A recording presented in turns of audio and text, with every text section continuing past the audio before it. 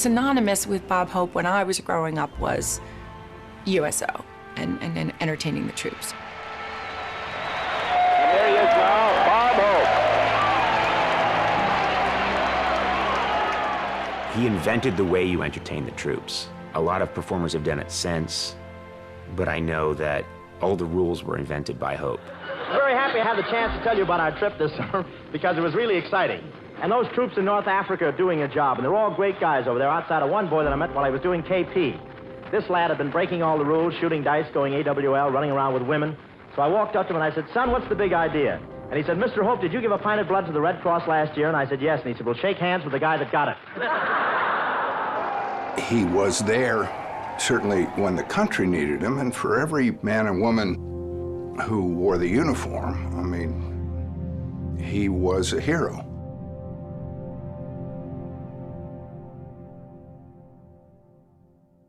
The Pepsodent Show, starring Bob Hope.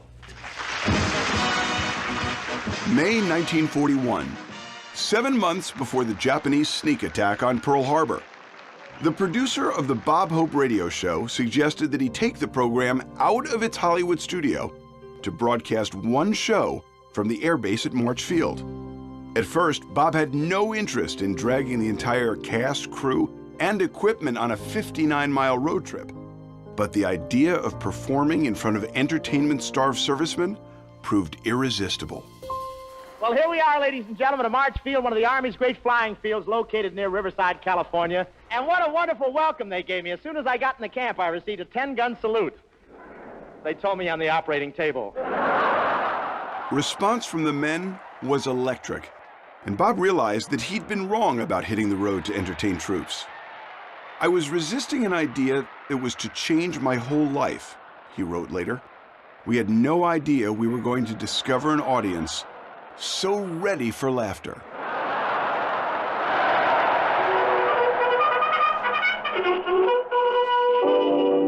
From somewhere in North Africa. In a theater somewhere in England. From somewhere in the South Pacific. From the home front to the fighting fronts, the #1 comedian of the armed forces, Bob Hope. How do you do, ladies and gentlemen? This is Bob broadcasting from the Norden Supply Base Hope. This is Bob, Mosquito Network Hope. Yes, sir, this is Bob, Army Camp Hope. Good evening, ladies and gentlemen. This is Bob. Don't ask me where I am because I don't know, and even if I did know, I couldn't tell because it's a military secret, Hope. Flushed with excitement by the March Field experience, Bob Hope decided to broadcast his weekly radio show from military bases across the country and around the world for the duration of what would be a difficult, painful, and costly war. Bob's patriotic dedication inspired other stars to become involved in the war effort. Entertainment played a vital role in helping Americans on the battlefront and the home front sustain the drive and will to fight. Thank you. How are you, fellow tourists? How are you? Bob Hope changed the rules of comedy during World War II. Certainly he wanted to be funny, but he also had to keep in mind the daily death and destruction enveloping the troops. He chose to assume the viewpoint of the average soldier, battling not just the Germans and the Japanese, but also boredom and mud and loneliness and fear. And I'll never forget the plane trip across the Atlantic. What thrills. You can take my pilot's word for it. I wasn't nervous, but I was shaking so hard the pilot cut out both motors and my knees kept the plane in the air. Many entertainers went overseas to entertain the troops, but none were as intrepid as Bob Hope. I slept right in the barracks last night with the boys. You know what barracks are. That's 2,000 cots separated by individual crap games. And none connected with the troops the way Bob Hope did. He made jokes about the barracks and the lack of women and the privations of Army life. That forged an amazing connection with the troops. They felt that he understood them. Well, you know, all these boys out here have a plenty rugged time, Francis, but I still wish that I was one of these boys out here. I want to tell you. You know, Bob, I really don't think you could take it. You don't think I could take it, huh? No. You see, you have to forget all about fear. Well, that's for me. And you have to forget all about comfort. That's for me. And you have to forget all about women. That's for them. Hope is a famous American entertainer.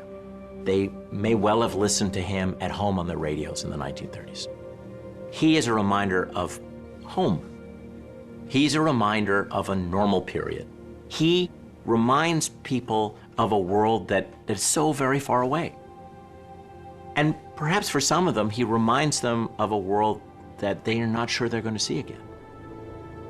And for others, he's a reminder of a world that they're actually fighting for. He was definitely kind of the home front ambassador. He went there for everybody that couldn't go there. He saw your son and your father and your brother and your nephew. He was your representative, and he was being kind to them. He was cheering them up. He was doing what you would do if you could. He gave them a good time in the worst of times. I just want you boys to see what you're fighting for, that's all. It really meant a lot to him personally. There's all these accounts that have been confirmed where he'd go and he'd entertain the troops, and then he'd find out that, you know, one division or one brigade was 50 miles that way. They had to miss the show because they had been assigned over there, and he'd say, well, where are they? And they would get in jeeps and go and find those people that missed the show and do a smaller show for them.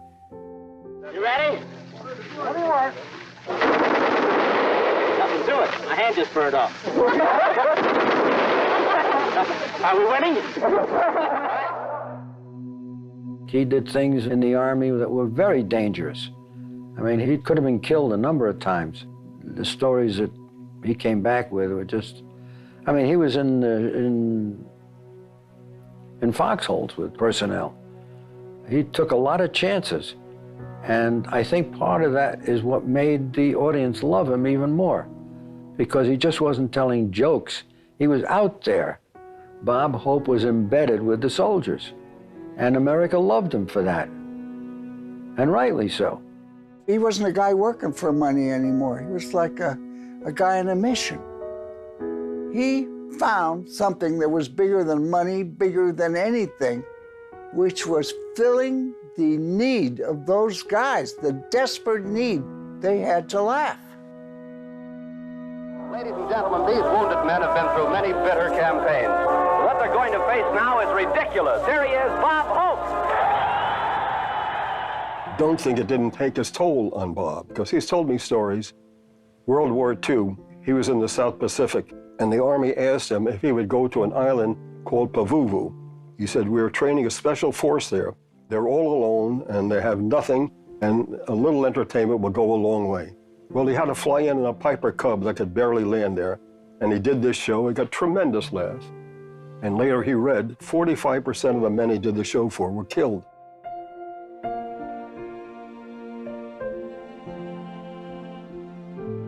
Later, he was in San Francisco, and he was going through an Army hospital there, all the wounded men. He said, and one of the wounded guys sat up and said to Bob, Pavuvu, and he broke up, because it meant, he knew what it meant. In order to do what he had to do with the troops and go into those hospital wards and see these poor fellows badly mangled and some of them close to death and deal with real life and death situations was something like, you know, it colored his life in a lot of ways. From Pearl Harbor to the beaches of Normandy, from victory in Europe to the mushroom clouds looming large over Japan, America's fighting men and women were thrilled and honored that Bob Hope was there for them. And they, in turn, became important to him. He would carry the memories and the patriotic glow from World War II with him for the rest of his life. Good evening, ladies and gentlemen. This is Bob Hope. Well, this is it. That day we've been waiting for, that day we've been praying for. This day means so many different things to so many different people. To the men who made this day possible, we know that it means the beginning of life again. It means home. Thanks to their sacrifices, we still have homes. Thanks to their sacrifices, there's one place left where you can still walk down a street and find all the buildings still in one piece. That was their promise to humanity, to sacrifice, and the world knows how completely they've kept their promise. We've been headed for this day for 3.5 years of war. 3.5 years is a long time. For many Americans, it'll be forever. A terrible menace to civilization has been erased. Congratulations, men.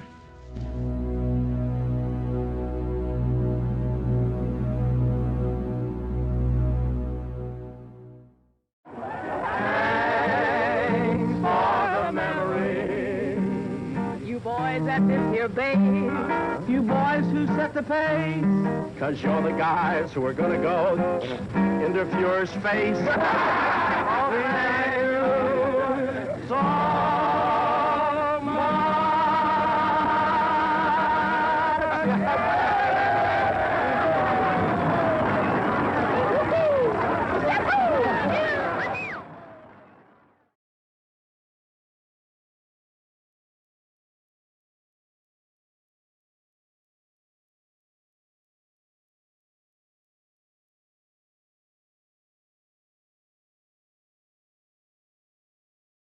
Nobody does it better.